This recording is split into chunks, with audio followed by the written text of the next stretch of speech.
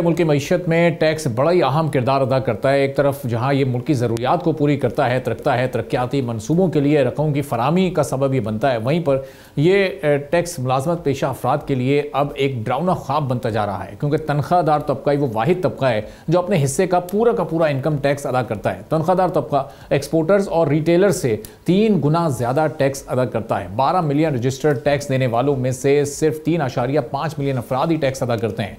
पाकिस्तान में तनख्वाहदार तबके से टैक्स वसूली 2019 में 76 अरब रुपए थी, जो सिर्फ 6 साल के मुख्तसर अरसे में बढ़कर 2025 में 570 अरब रुपए तक पहुंचने का इम्कान है। जहां माली साल के पहले 9 महीनों में सैलरीड क्लास से मजमूई टैक्स कलेक्शन का 10% वसूल कर लिया गया है, जो तकरीबन 391 अरब रुपए बनते हैं। लेकिन अब ऐसे इशारे मिल रहे हैं कि शायद आने वाले वफाकी बजट में तनख्वाहदार तबके को कुछ रिलीफ दिया जा सकता है।